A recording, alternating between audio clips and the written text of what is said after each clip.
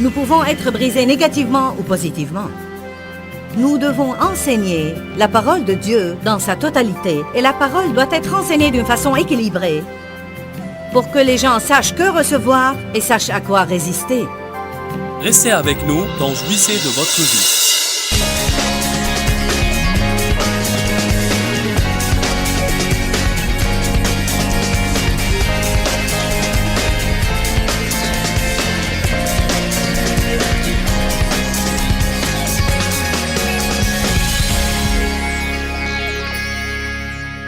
Nous pouvons être brisés négativement ou positivement.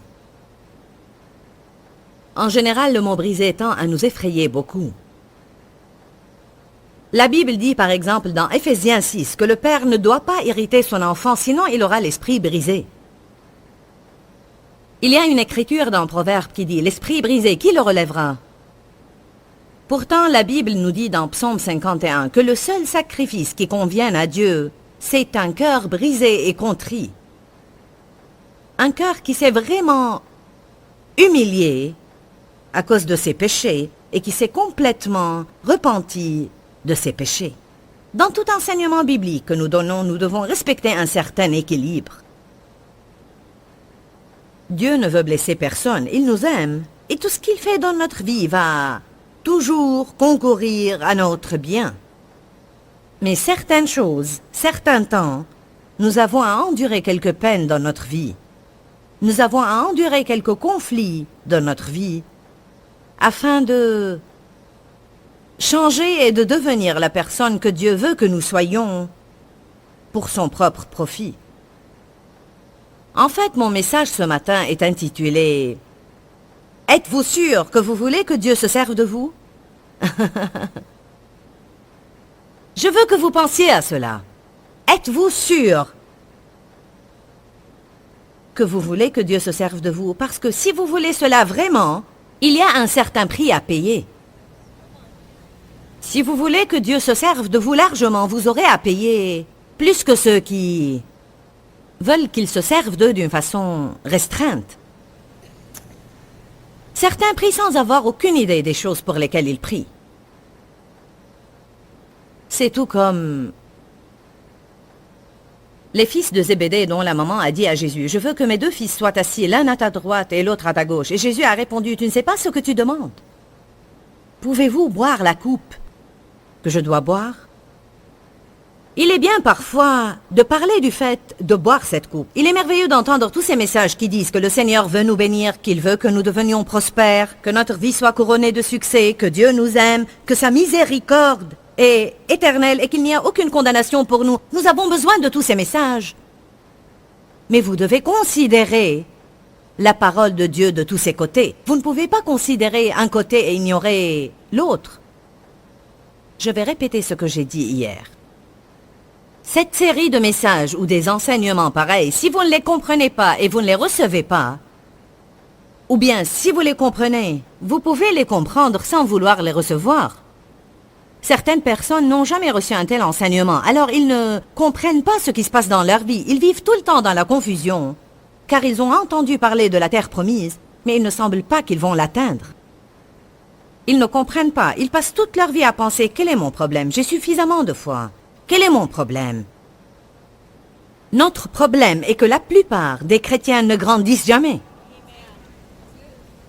Nous ne pouvons pas vivre selon la chair et rester bébés dans la foi. Comme j'ai dit hier, les bébés sont mignons, mais la puissance n'est pas libérée aux bébés. Amen. Chacun de nous a un héritage que Dieu lui a mis de côté et qui est acheté par le sang de Jésus. Il est déjà déposé à la banque céleste. Le Saint-Esprit, qui est le tuteur responsable de mon héritage, attend le moment où il me le libérera tout entier. Jésus a dit, je vais vous envoyer le Saint-Esprit et il va transmettre à votre compte tout ce que le Père m'a donné. Il a dit, tout ce que le Père a est à moi, je veux que vous l'ayez et je vais envoyer le Saint-Esprit pour vous le transmettre à son tour.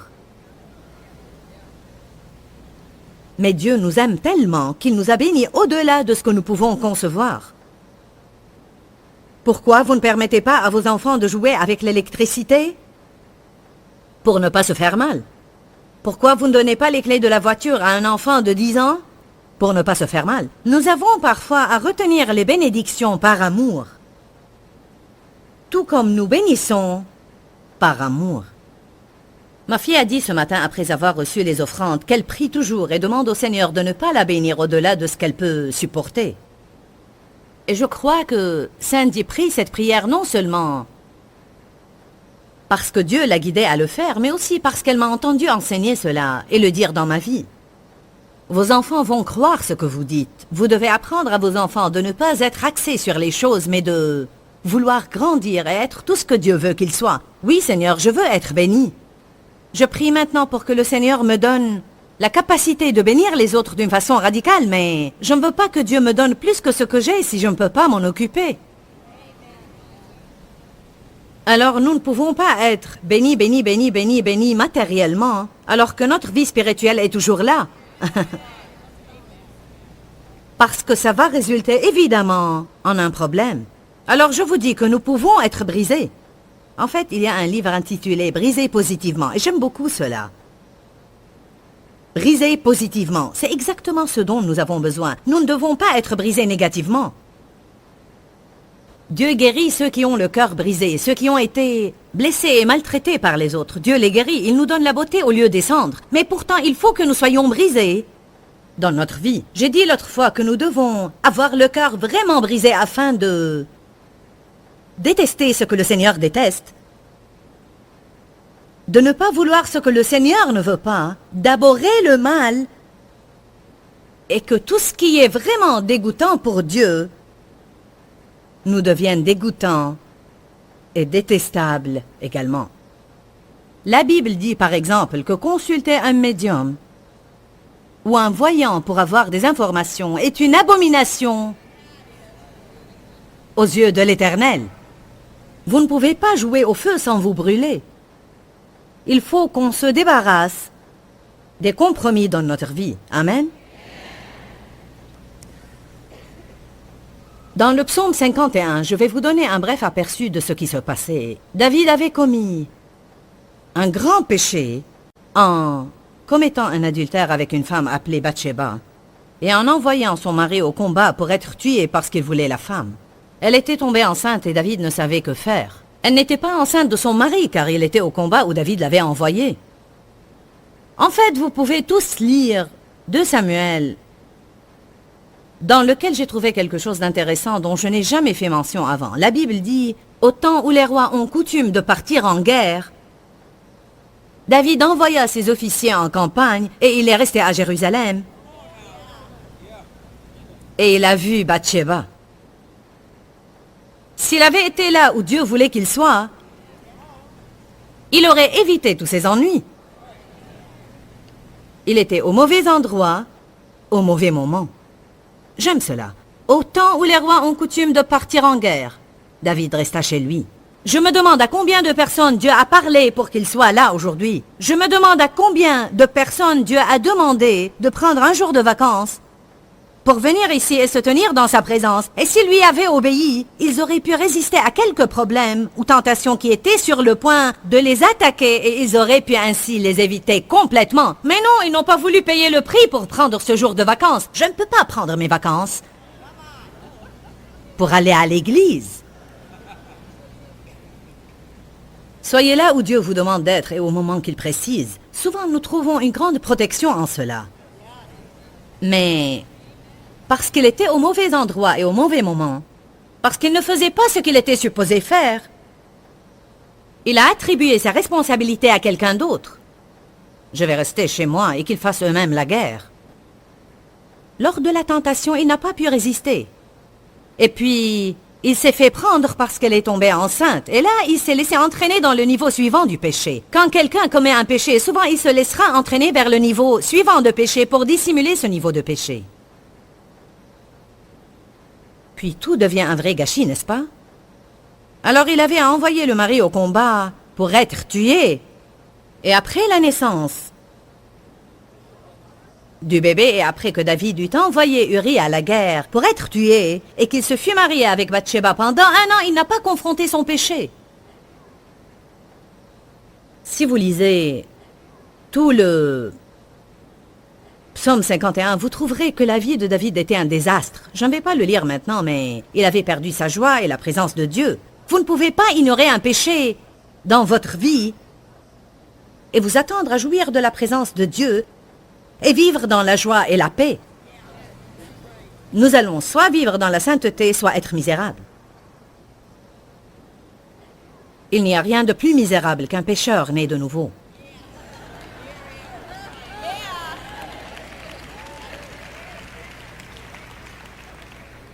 Un pécheur qui ne connaît pas Jésus n'est pas aussi misérable qu'une personne née de nouveau qui continue à vivre dans le péché. Nous commettons des erreurs. Je ne parle pas de cela, mais plutôt je parle de ceux qui font beaucoup de compromis dans leur vie et ils en sont conscients, mais ils pensent qu'il n'y aura aucune conséquence. Les yeux de l'Éternel sont sur nous tout le temps et on ne peut rien lui cacher. Et toute œuvre secrète sera amenée un jour en jugement. Nous devons commencer à vivre comme si nous croyions vraiment que le jour du jugement va venir.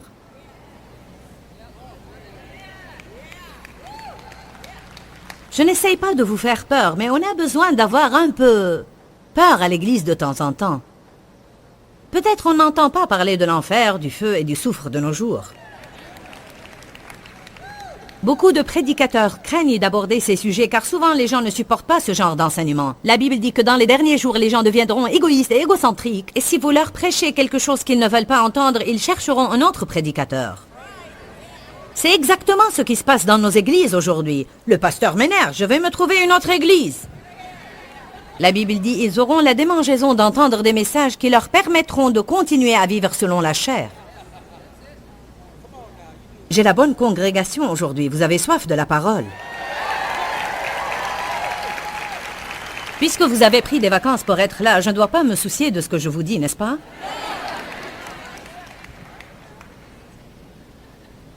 Alors David n'écoutait pas Dieu. Et Dieu lui a envoyé le prophète Nathan.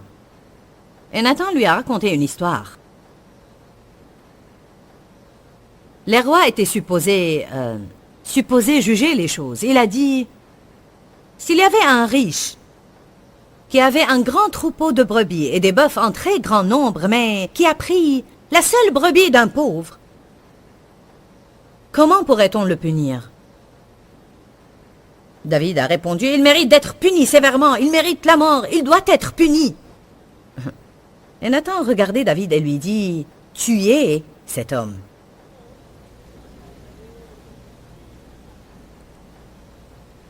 À ce moment-là, le cœur de David fut brisé devant l'Éternel. Car si vraiment nous regardons à la laideur des choses que nous faisons, c'est à ce moment-là que nous aurons le cœur brisé, que nous nous humilierons devant l'Éternel et que nous nous repentirons de nos péchés. Ne pensez pas que le péché est un oups. Puis après, David commence à se repentir dans le psaume 51. Puis il dit dans le verset 18 et le verset 19, « Car tu ne prends aucun plaisir au sacrifice, et tu ne prends point plaisir aux holocaustes. Mon sacrifice, le seul sacrifice qui est agréable à Dieu, c'est un esprit brisé, un cœur brisé et contrit par la reconnaissance de mon péché et qui se tourne vers toi repentant. Ô Dieu, tu ne refuses pas un cœur brisé. » Les gens au début sont insensibles, opiniâtres, rebelles et entêtés. Je répète cela, insensibles, opiniâtres, rebelles et entêtés. Avez-vous jamais dit quelque chose à vos enfants et ils ont fait ça, la rébellion? Amen. Alors on doit se libérer de cette attitude. Nous devons en arriver au point où nous devenons sensibles à Dieu et nous répondons à son appel. Allez à 2 Corinthiens 7. J'aime vraiment ces versets dans 2 Corinthiens 7, 8, 18. Il s'agit d'une lettre que Paul a écrite pour corriger l'Église. Mais écoutez cela. « Quoique je vous ai attristé par ma lettre » Je suis au chapitre 7. 2 Corinthiens 7, verset 8. « Quoique je vous ai attristé par ma lettre, je ne m'en repens pas. Et si je m'en suis repenti, car je vois que cette lettre vous a attristé, bien que... momentanément, aviez-vous jamais à confronter quelqu'un sévèrement et vous avez dit tout de suite Si seulement je n'avais pas à faire cela, peut-être je ne devais pas faire cela. Je sais que je l'ai blessé, mais je ne voulais pas le blesser, j'essayais de l'aider. Et plus tard, vous voyez des changements positifs dans la vie de cette personne et vous vous réjouissez d'avoir fait ce que vous avez fait. Puis Paul a dit, je ne le regrette pas maintenant. Je l'ai regretté au début, mais maintenant non. Verset 9. Je me réjouis à cette heure, non pas de ce que vous avez été attristé, mais de ce que votre tristesse vous a porté à la repentance.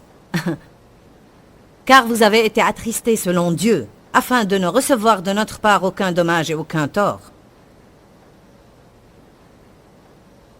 Faites attention au verset 10. La tristesse selon Dieu. Dites tous, la tristesse selon Dieu. En effet, la tristesse selon Dieu et la douleur qui en résulte produisent une repentance qui conduit au salut et à la délivrance et n'amène jamais le regret, tandis que la tristesse du monde, le chagrin désespéré, qui caractérise le monde païen, est mortel et il produit la mort. Alors je vous dis, vous allez souffrir, vous allez ressentir des souffrances, vous allez éprouver du chagrin et de la tristesse. C'est à vous de choisir quel genre de souffrance vous voulez. Vous pouvez souffrir tandis que votre chair se meurt et que vous grandissez spirituellement. Ou bien vous pouvez souffrir interminablement parce que vous vivez tout le temps selon la chair et parce que vous allez toujours récolter ce que vous avez semé. Combien d'entre vous comprennent cela? Nous pouvons souffrir négativement ou positivement. Nous pouvons être brisés négativement ou positivement. Nous devons enseigner la parole de Dieu dans sa totalité, et la parole doit être enseignée d'une façon équilibrée pour que les gens sachent que recevoir et sachent à quoi résister. Il y a un temps pour résister au diable, mais parfois, si nous n'avons pas reçu la bonne doctrine, nous croyons que nous ne devons jamais nous sentir incommodés, jamais supporter quelque chose de difficile et jamais endurer. Alors on pourrait passer toute notre vie à se débattre avec ce que nous croyons être l'ennemi, alors que nous nous débattons avec Dieu. Il y a certaines choses que nous devons accepter et passer par. Nous ne pouvons être victorieux qu'après avoir enduré et franchi les obstacles. N'aimez-vous pas parler des choses que vous avez franchies? N'aimez-vous pas cela? Je me souviens combien j'ai enduré quand j'ai été attaqué par le cancer. Cela m'est arrivé en 1989. Je me souviens que j'ai été victime de sévices sexuels. Je me souviens que j'étais mariée avec quelqu'un qui sortait avec d'autres femmes et qui ne travaillait pas, qui buvait et volait mes objets personnels pendant que je dormais pour les vendre et ne pas être obligée à travailler. J'ai beaucoup enduré. Et maintenant j'ai un témoignage parce que j'ai enduré et j'ai expérimenté la fidélité de Dieu parce que j'ai enduré. Et puisque j'ai enduré, je peux maintenant aider d'autres personnes à franchir leurs obstacles.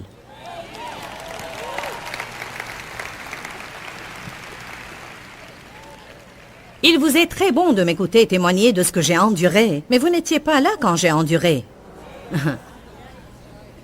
Ce n'était pas du tout amusant. Amen. Les choses que le Seigneur a à couper de notre vie sont celles qui deviennent finalement notre témoignage. Vous savez cela? Il dit dans le verset 11, « Vous pouvez regarder en arrière maintenant et voir quel empressement cette même tristesse selon Dieu a produit en vous. » Combien d'entre vous peuvent repenser maintenant aux plus grandes difficultés qu'ils ont endurées dans leur vie? Et ils savent que c'est ce qui les a rendus plus forts en Dieu. Alléluia. Merci Seigneur pour ces expériences. Je vais parler maintenant de l'écrasement. Jean chapitre 15, verset 1. « Je suis le vrai cep et mon père est le vigneron. Tout sarment en moi, c'est-à-dire tout croyant. Tout sarment en moi veut dire tout croyant. Et qui ne porte pas de fruits. Vous voyez, pas tout croyant porte des fruits. Et Dieu nous a appelés à porter des fruits. La Bible dit, mon Père sera glorifié et honoré si vous produisez du fruit en abondance. Tout sarment en moi qui ne porte pas de fruits, qui arrête de porter des fruits, il le retranche et le coupe. Et tout sarment qui porte du fruit, il l'émonde et le taille afin qu'il porte un fruit encore plus abondant, plus riche et plus excellent aussi. Vous aussi, vous avez déjà été purifiés à cause de la parole que je vous ai annoncée, grâce à l'enseignement que je vous ai donné. Bien, laissez-moi clarifier cela, parce que beaucoup de personnes résisteraient à ce message sur la crucifixion de la chair, en disant c'est la parole qui fait tout le travail nécessaire dans notre vie. Dieu est bon, et ce n'est pas lui qui fait de sorte que nous endurions toutes ces difficultés. Pour dire vrai, c'est notre stupidité qui nous cause toutes ces difficultés. Mais il est vrai que Dieu pourrait nous libérer de toutes choses, et à n'importe quel moment, mais pourtant il choisit souvent de ne pas nous libérer tout de suite. Mais de nous laisser passer par certaines choses, parce qu'il sait que bien que nous avions la parole, nous n'avons pas écouté la parole. Qui ici préférerait que ses enfants fassent les choses juste pour lui obéir? Combien de fois nous disons « Pourquoi vous n'écoutez pas ce que nous disons? Pourquoi vous m'obligez à vous priver de vos privilèges? Pourquoi vous m'obligez à vous priver de sortir le week-end alors que je voudrais vous voir en train de vous amuser? » Alors Dieu nous donne sa parole au début, mais si cela ne marche pas, alors il touchera à nos circonstances. Tout sarment en moi qui ne porte pas de fruits, il le retranche. Remerciez Dieu quand il vous confronte. Il n'est pas étonnant que la Bible dise « Ne résistez pas au châtiment de Dieu ». Quand Dieu vous confronte, vous pouvez faire deux choses. Soit recevoir ce qu'il vous dit en tant qu'homme et femme de Dieu, soit fuir pour soi-disant soulager votre peine. Mais à ce moment-là, votre douleur va s'aggraver. Est-ce que c'est clair? Amen. N'oubliez pas, ce message est intitulé « Il nous blesse afin de nous guérir ». La seule raison pour laquelle cela se passe, c'est nous élever pour atteindre une meilleure position, parce que Dieu veut vous faire prospérer. Vous savez que Dieu veut que vous soyez riche? Vous me comprenez? Il ne veut pas que les pécheurs soient les plus riches. Il ne veut pas que les pécheurs conduisent les nouvelles voitures, portent les beaux vêtements et vivent dans les belles maisons. Contrairement à ce que certains croient, les chrétiens ne sont pas supposés être misérables.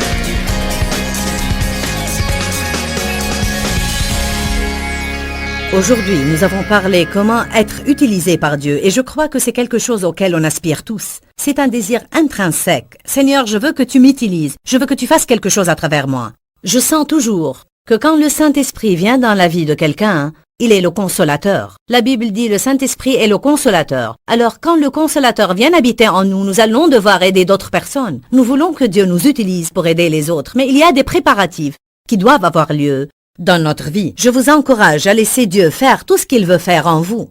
Ne combattez pas avec lui, ne luttez pas contre lui, ne prenez pas la place du conducteur. Dites seulement « Me voici, je veux que tu m'utilises. Fais tout ce que tu veux faire dans ma vie pour me conduire à l'endroit où je peux être utile pour toi. » Parfois, j'ai même dit au Seigneur « Je sais que tu fais un travail en moi et que je ne vais pas me sentir bien. Même si tu veux me lier à l'autel, Seigneur, fais tout ce que tu souhaites faire de ma vie. Mais je veux que ta volonté soit faite dans ma vie. » Priez des prières osées comme « S'il y a quelque chose dans ma vie, Seigneur, que tu ne veux pas, je te demande de l'ôter.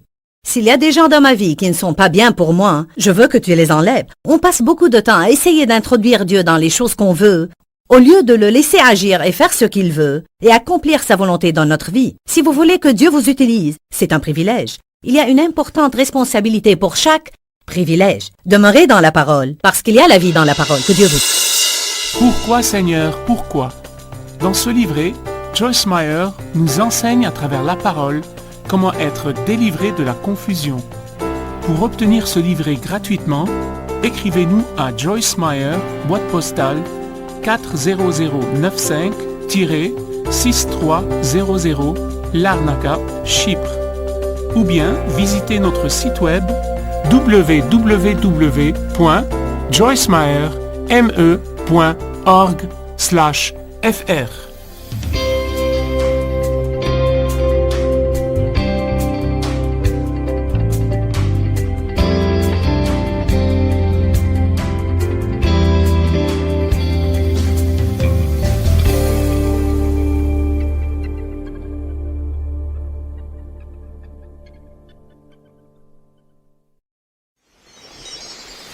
Si vous vous intéressez assez à l'onction du Seigneur, assez à sa paix, assez à sa puissance, assez à sa joie et aux bénédictions de Dieu sur votre vie, ces gens vont vous envier et voudront avoir ce que vous possédez. Restez avec nous dans Jouissez de votre vie.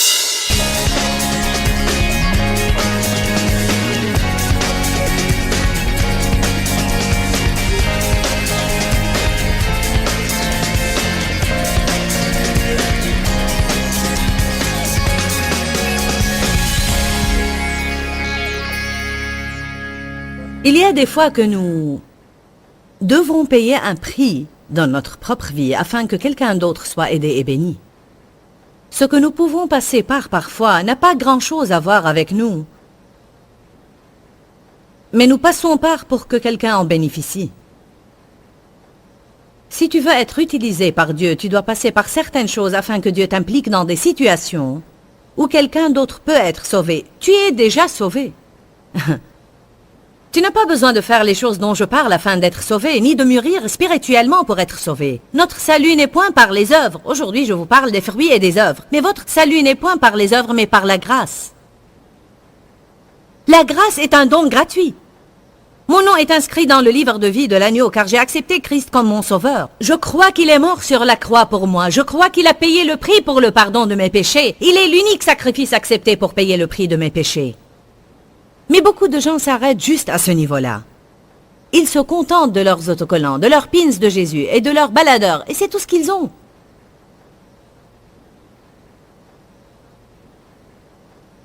Ils n'aident jamais vraiment quelqu'un d'autre. Ils ne font jamais rien pour quelqu'un d'autre. Ils rejoignent seulement le club Bénis-moi.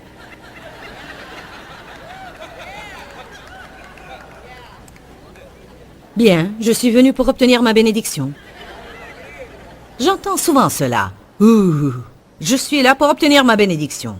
Je voudrais que vous soyez bénis, mais êtes-vous venu pour bénir quelqu'un?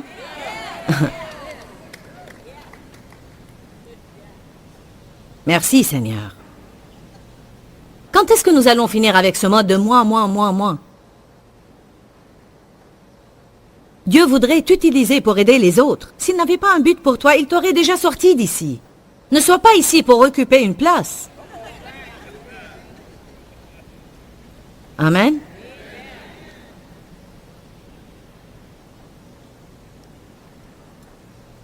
Dans Ésaïe 53, 4 et 5, je voudrais qu'on regarde ensemble cela, parce que cela donne un aperçu de ce dont je vous parle. Regardez ça, Ésaïe 53, 4 et 5. Certes, il a porté nos souffrances, nos maladies, nos faiblesses et nos afflictions, et il s'est chargé de nos chagrins,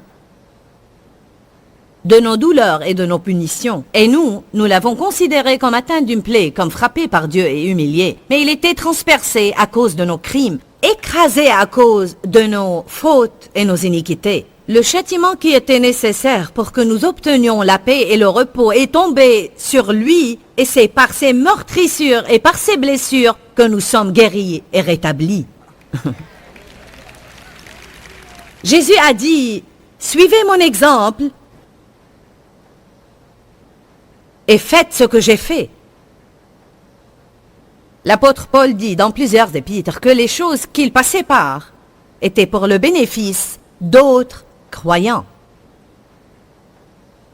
Paul a été appelé pour accomplir une mission pour Dieu. Il n'avait pas à dire oui. Il pouvait dire non, je ne veux pas faire ça. Mais le jour où le Seigneur lui est apparu sur la route de Damas, et la puissance de Dieu l'a renversé de sur son cheval, il a dit, « Maître, que veux-tu que je fasse ?» Et c'est ce que le Seigneur va entendre de nous. « Maître, que veux-tu que je fasse ?» Me voici, Seigneur, envoie-moi. Fais ce que tu veux de ma vie dans le but de m'utiliser. Je te demande aujourd'hui, veux-tu vraiment que Dieu t'utilise? Je ne pense pas que le Seigneur veut une poignée de gens à travers lesquels il peut travailler. Il veut œuvrer à travers tout le monde. Vous avez tous un endroit duquel prêcher. Ça pourrait être votre chantier de construction ou votre bureau de travail. Il ne s'agit pas seulement de ce qui se passe sur la plateforme. Nous équipons le corps de Christ afin qu'il sorte et fasse le vrai travail du ministère. La plupart des gens qui ont besoin d'aide ne se trouvent pas ici aujourd'hui. Mais vous savez, si vous vous intéressez assez à l'onction du Seigneur, assez à sa paix, assez à sa puissance, assez à sa joie et aux bénédictions de Dieu sur votre vie, ces gens vont vous envier et voudront avoir ce que vous possédez.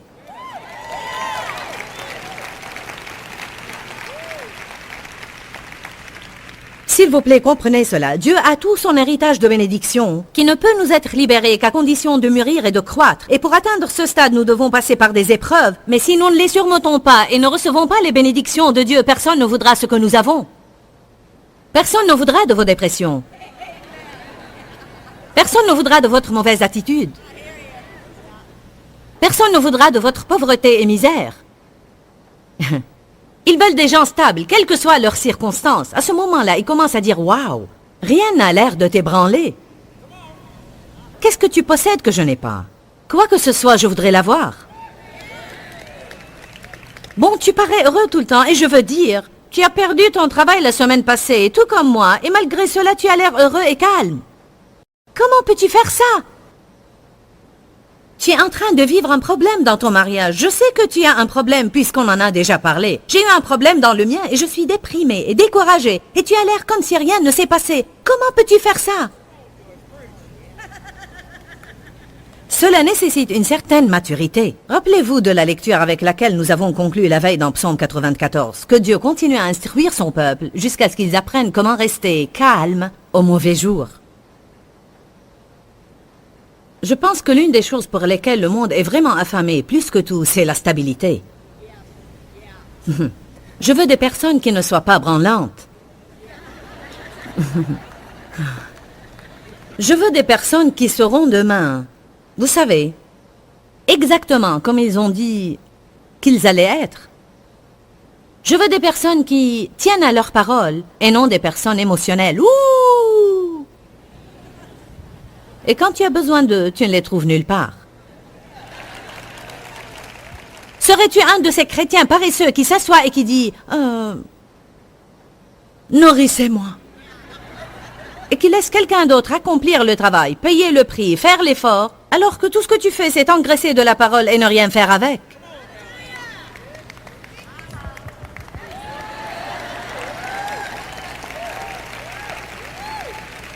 Vous savez pourquoi je vous dis cela? Parce que vous ne serez pas heureux. Je ne parle pas seulement à vous, mais je m'adresse à des gens autour du monde. Vous ne serez pas heureux si tout ce que vous faites, c'est prendre, prendre, prendre, prendre. Il y a des preneurs et des donneurs dans le monde. Et j'ai passé beaucoup de temps dans ma vie à prendre. Et j'ai tenu tous les autres responsables de ma joie. Dave et moi sommes mariés, et ils devaient me rendre heureuse. Et c'est ce qui fait que les gens divorcent, le saviez-vous? Car vous épousez quelqu'un et vous lui attribuez la responsabilité de vous rendre heureux. Je voudrais vous dire aujourd'hui que votre joie est de votre propre responsabilité. Ce n'est pas le travail de quelqu'un d'autre de vous rendre et vous garder heureux.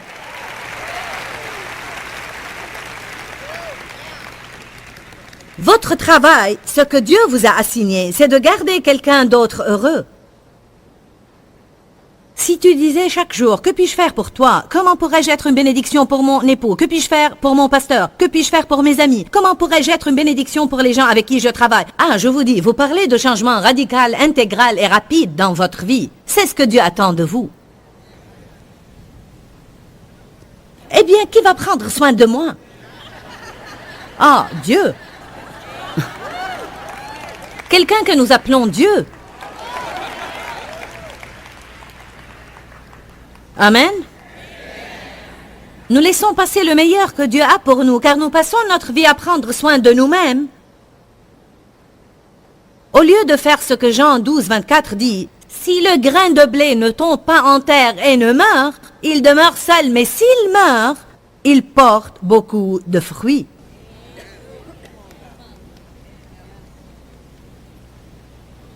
C'est une écriture merveilleuse. Jean 15, 13 dit « Nul n'a plus grand amour que celui-ci, donner sa vie pour ses amis. » Ça ne veut pas dire donner sa vie et mourir. Ça peut mener à cela, mais en vérité, ça parle de s'oublier soi-même, ne pas mener une vie égocentrique et faire son possible pour aider les autres. Et quand tu fais ça, tu plantes une graine. Planter une graine, planter une graine, planter une graine. Un couple qui travaille pour nous se donne vraiment pour les autres. Et ils ont un témoignage magnifique. Ils se sont rencontrés dans une maison close où la fille était une prostituée et il était venu là pour ses propres affaires. Ils se sont rencontrés comme ça. Ils se sont aimés, mariés et ont été sauvés. Ils ont commencé à regarder notre programme, écouter nos cassettes d'enseignement et ont fini par avoir un changement majeur dans leur vie. Ils sont venus à Saint Louis, ont travaillé avec nous, et ils ont commencé dans un petit département quelque part. Et maintenant, ils sont tous deux dirigeants. Ils vont à l'église dans une petite ville à Saint Louis, Dream Center, où on peut atteindre beaucoup de personnes blessées. Et un des ministères dans lequel elle est impliquée, c'est le ministère du vendredi soir pour les prostituées. Ils sortent dans les rues, dans une limousine que quelqu'un a donnée pour le ministère, et ils s'arrêtent à côté de la rue où les prostituées sont. Ils sortent et commencent à leur donner des roses et à leur dire combien le Seigneur éternel les aime.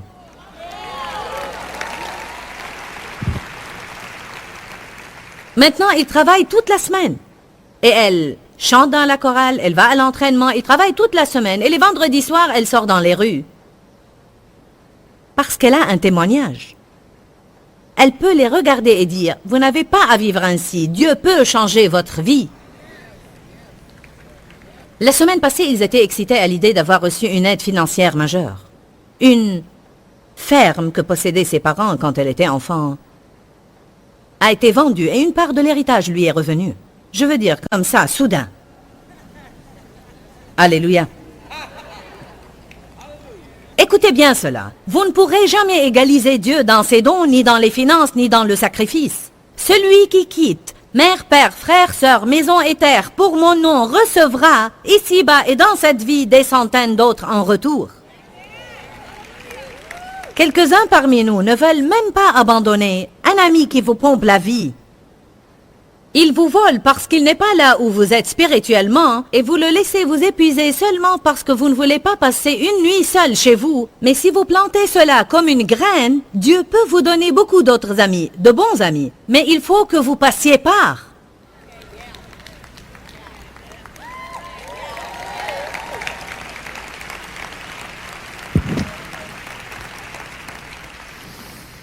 Nos ancêtres ont payé le prix pour qu'on vive dans une nation comme l'Amérique.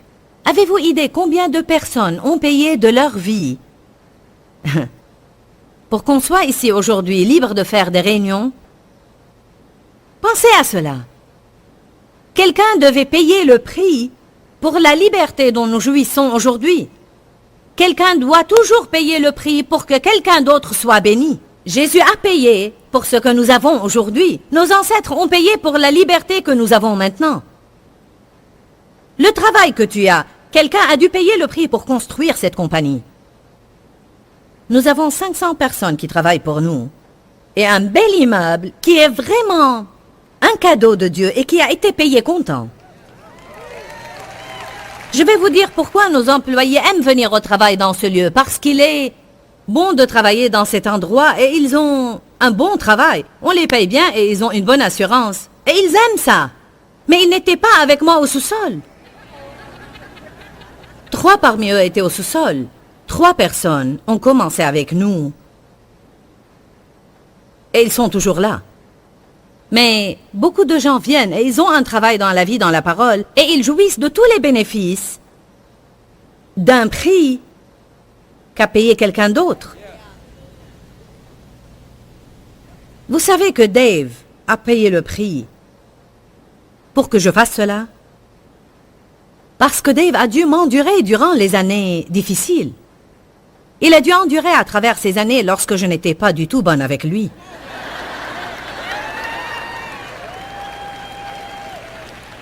Je reconnais qu'il y avait des moments où Dave voulait tout laisser tomber. Il m'a dit que les 3 premières années, il y avait des moments où il sortait et s'asseyait dans sa voiture et pleurait car il ne savait plus quoi faire. Je me fâchais contre lui pendant 3 semaines. Aucun mot. Parce que tout ce que je savais faire, c'était essayer de contrôler en piquant des crises. J'ai été élevée ainsi. Allez maintenant. J'étais une personne blessante. J'étais confuse et bouleversée. J'aimais Dieu, mais j'étais trop perturbée et désespérée. Quelqu'un devait payer le prix pour me sortir de là.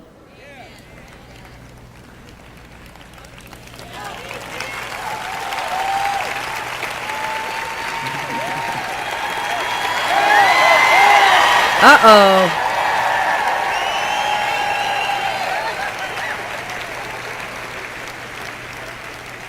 Hey Chris, apporte-moi ces grandes cisailles.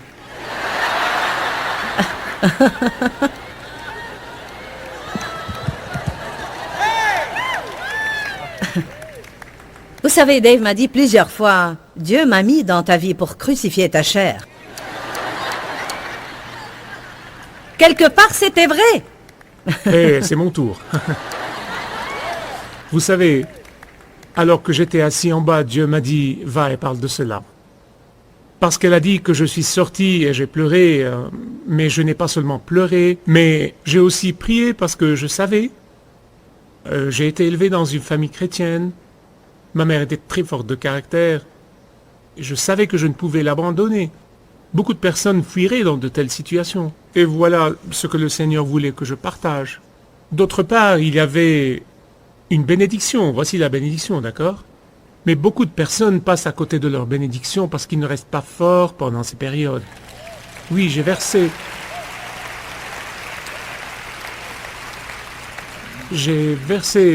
dû verser beaucoup de larmes pendant cette période et j'ai prié parce qu'au fond de moi-même, je savais que je ne pouvais pas changer Joyce de l'extérieur, il fallait que ça soit un travail de l'intérieur. Dieu m'a dit ça, tu ne peux pas la changer de l'extérieur, il faut me laisser la changer. Donc il fallait que je fasse ça. Il fallait que je la présente à Dieu dans la prière. Chaque moment difficile, il fallait la présenter au Seigneur dans la prière et lui permettre de la changer de l'intérieur et j'ai vu cela se réaliser. Après avoir remis une situation entre les mains de Dieu, je voyais un changement, j'ai vu cela se réaliser. Mais ce que je voulais partager est, ne fouillez pas les situations difficiles dans votre mariage. Tenez bon dans ces situations parce qu'après les avoir surmontées, il y a beaucoup de bénédictions que Dieu veut que vous ayez ensemble. Mais si vous fouillez, vous ne les aurez jamais. Merci, Dave. Attends, prends ça avec toi.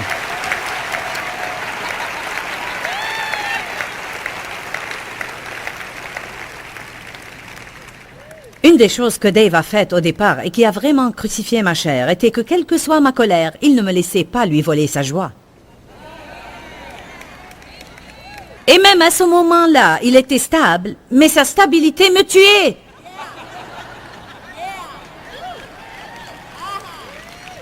C'est pourquoi il faut croître et atteindre la stabilité, parce que même votre stabilité peut changer quelqu'un. Je veux dire que pour longtemps, si je ne réussissais pas à le rendre furieux, je devenais plus furieuse. Mais quand vous piquez tant de crises et vous réalisez que rien ne marche, à ce moment-là, vous changez. Si vous ne pouvez pas changer quelqu'un d'autre, à ce moment-là, vous décidez de vous changer vous-même. Amen. Il faut être ce que Dieu veut que vous soyez et laisser Dieu prendre soin des autres personnes. Amen.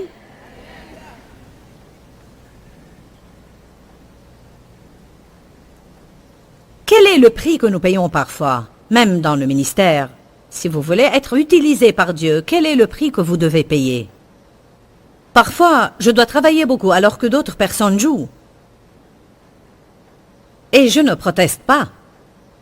Je suis bénie et privilégiée, mais si vraiment tu vas être utilisé par Dieu, il faut que tu travailles. Ce n'est pas une question de quelqu'un qui impose les mains sur toi et tu reçois l'onction. Je n'ai pas écrit 52 livres en 8 ans en m'étendant sur un canapé et regardant la télé. La Bible dit « Dieu bénira le travail de vos mains ». Probablement que vous ne voulez même pas voir mon planning pour le reste de l'année. Je ne veux même pas le voir moi-même.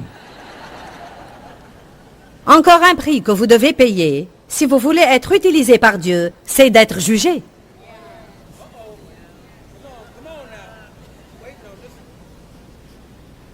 Une des choses pour lesquelles vous allez être jugé, si vous devenez suffisamment mature pour que Dieu puisse vous utiliser, alors vous allez être aussi béni. car les bénédictions viennent avec la maturité spirituelle. Mais les gens jugeront beaucoup vos bénédictions si vous travaillez dans le ministère. C'est la chose la plus stupide que j'ai expérimentée. Si nous sommes supposés être vos leaders spirituels, voulez-vous qu'on vous mène vers la prospérité ou la pauvreté? Je veux dire, je hais cette mentalité. Les prédicateurs n'ont pas besoin de conduire une grande voiture. Qui doit conduire de bonnes voitures? Les pêcheurs? Qui doit porter de jolis vêtements? Les gens qui visitent les médiums, les gourous et les voyants pour avoir leurs informations? Ou les gens qui se lèvent et se prosternent tous les matins et demandent l'instruction de Dieu?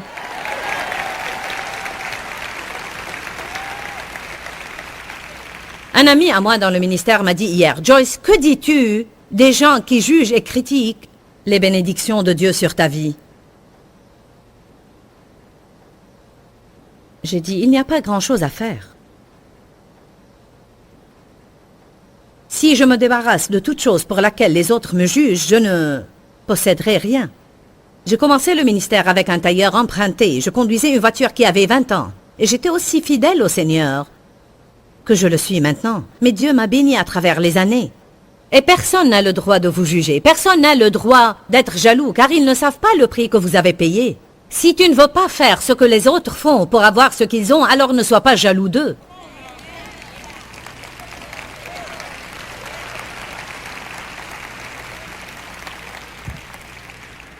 Allez avec moi à 1 Corinthiens chapitre 4 pour vous montrer l'attitude de Paul vis-à-vis du jugement.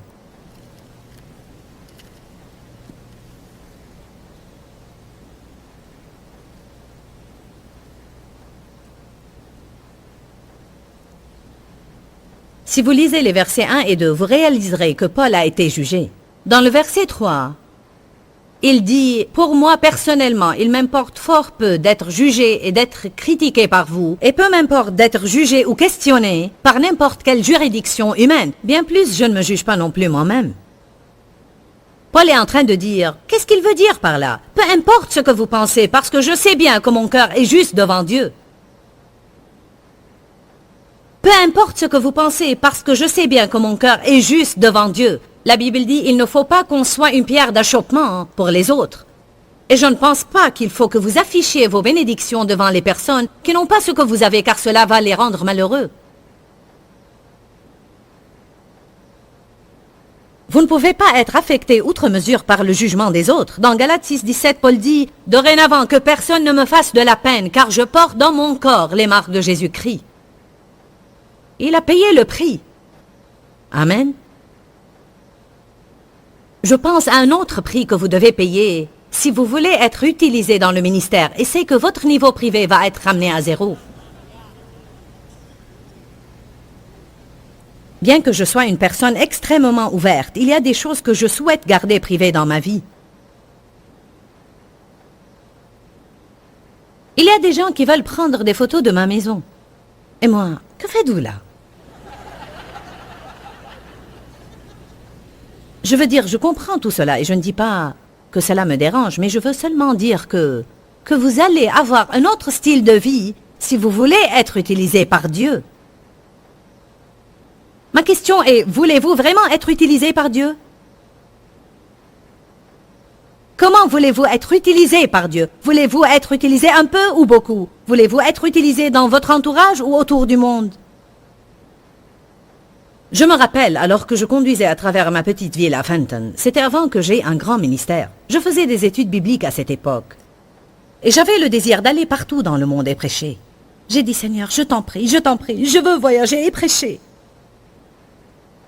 Seigneur, je t'en prie, je veux prêcher au moins 12 fois par mois. S'il te plaît, Seigneur. Aujourd'hui, nous avons parlé comment être utilisé par Dieu et je crois que c'est quelque chose auquel on aspire tous. C'est un désir intrinsèque. Seigneur, je veux que tu m'utilises. Je veux que tu fasses quelque chose à travers moi. Je sens toujours que quand le Saint-Esprit vient dans la vie de quelqu'un, il est le consolateur. La Bible dit le Saint-Esprit est le consolateur. Alors quand le consolateur vient habiter en nous, nous allons devoir aider d'autres personnes. Nous voulons que Dieu nous utilise pour aider les autres, mais il y a des préparatifs qui doivent avoir lieu dans notre vie. Je vous encourage à laisser Dieu faire tout ce qu'il veut faire en vous. Ne combattez pas avec lui, ne luttez pas contre lui, ne prenez pas la place du conducteur. Dites seulement, me voici, je veux que tu m'utilises. Fais tout ce que tu veux faire dans ma vie pour me conduire à l'endroit où je peux être utile pour toi. Parfois, j'ai même dit au Seigneur, je sais que tu fais un travail en moi et que je ne vais pas me sentir bien. Même si tu veux me lier à l'autel, Seigneur, fais tout ce que tu souhaites faire de ma vie, mais je veux que ta volonté soit faite dans ma vie. Priez des prières osées comme s'il y a quelque chose dans ma vie, Seigneur, que tu ne veux pas, je te demande de l'ôter. S'il y a des gens dans ma vie qui ne sont pas bien pour moi, je veux que tu les enlèves. On passe beaucoup de temps à essayer d'introduire Dieu dans les choses qu'on veut, au lieu de le laisser agir et faire ce qu'il veut, et accomplir sa volonté dans notre vie. Si vous voulez que Dieu vous utilise, c'est un privilège. Il y a une importante responsabilité pour chaque privilège. Demeurez dans la parole, parce qu'il y a la vie dans la parole. Que Dieu vous... Pourquoi Seigneur, pourquoi? Dans ce livret, Joyce Meyer nous enseigne à travers la parole comment être délivré de la confusion. Pour obtenir ce livret gratuitement, écrivez-nous à Joyce Meyer, boîte postale 40095-6300 Larnaca, Chypre. Ou bien visitez notre site web www.joycemeyer.org/fr.